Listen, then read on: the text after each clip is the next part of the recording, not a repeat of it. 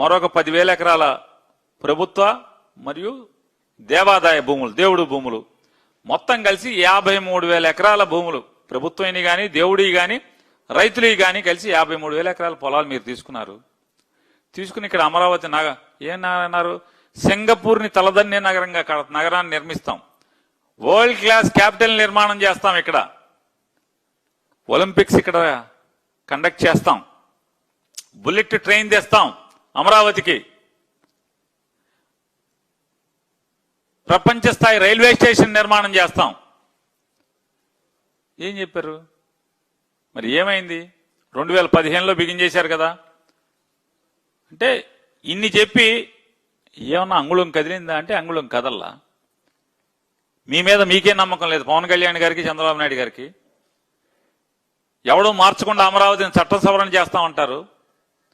ఏపీకి రాజధాని లేకుండా చేశాడు జగన్మోహన్ రెడ్డి అంటారు. అల్లరల్లరి చేశారు. ఎల్లియో మీడియా మీకు వంత పాడింది. తీరా చూస్తే పాపం చేసిందంతా జగన్మోహన్ రెడ్డి గారి మీద తోసి మీరు కదా చంద్రబాబు నాయుడు గారు చేసింది. జగన్కి ఏమో మసి పూశారు, అంటే బట్ట కాల్చి జగన్ గారి మొహం మీద వేశారు. పాపం చేసింది మీరే కదా. 29,966 మంది రైతుల దగ్గర నుంచి 34,400 ఎకరాలు పొలాలు తీసుకుని మీరు సమీకరించి సెల్ఫ్ ఫైనాన్స్ క్యాపిటల్ అన్నారు కదా. మీరు సెల్ఫ్ ఫైనాన్స్ క్యాపిటల్ అని చెప్పి ఏం చేశారు? 2014-19లో 5,335 కోట్ల రూపాయలు అప్పు తెచ్చారా తేలేదా?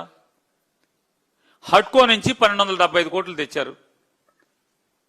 సాలీనా కిస్తీ గాని వడ్డీ గాని కలిపి 106 కోట్లు కట్టాలి ప్రతి సంవత్సరం.